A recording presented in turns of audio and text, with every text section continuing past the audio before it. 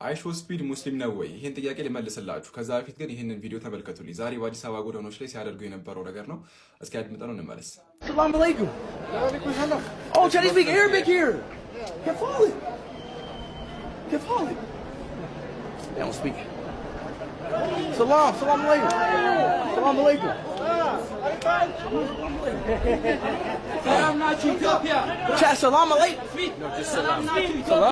ወአለይኩም አይሾ ስፒድ እስልምናን ተቀብሏል ሙስሊም ነው የሚሉ ኮሜንቶችን ዛሬ በብዛት ተመለከትኩኝ። እንግዲህ ሀገራችን ላይ በሚገኙ በኢትዮጵያውያን ግለሰቦች መካከል ሙስሊም ነው አይደለም ምናምን የሚሉ ነገሮች ላይ ክርክሮችን ወይም ደግሞ እንትኖችን ተመለከትኩኝ ማለት ነው።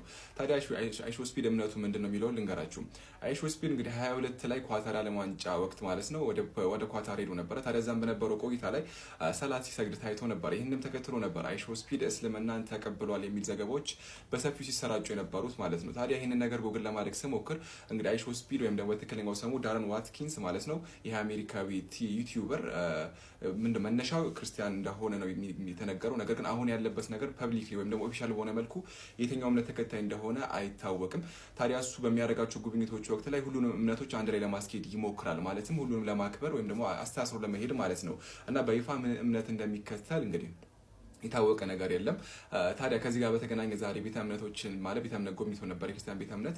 ታዲያ መስጊድም ይጎብኝ የሚል ነገሮችን ተመለከትኩኝ። እስኪ ሀሳባችሁን አጋሩኝ። እኔ በግሌ ግን ልጁ የሚታወቅበት አደብ ማለት ስርዓት ባለው መልኩ ስላልሆነ መስጊድ ላይ የማይሆን ነገር ሊያደርግ ይችላልና እኔ በፍጹም የነገር እንዲሆን አልደግፍም። ምንም እንኳን ገጽታ ግንባታ ላይ የሚያሳየው ነገር እንደ ሀገር ቢኖርም ትክክለኛ አደብ በሌለው መልኩ ከሚሆን ቢቀር ይሻላል ብዬ ነው እኔ በግሌ የማምነው።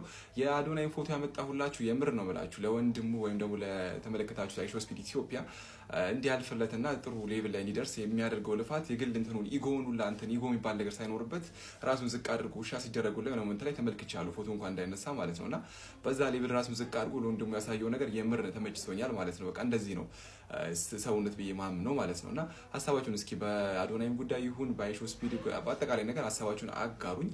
እንግዲህ ይሄን ላድርሳችሁ ብዬ ነው። አይሾ ስፒድ እምነት በተመለከተ ምንም ኦፊሻል ነገር የለም። የተወራውም ነገር የተነገረውም የነገርኳችሁ ነው ማለት ነው። ይሄን ላጋራችሁ ብዬ ነው። ሰላም አለይኩም፣ ይመቻችሁ።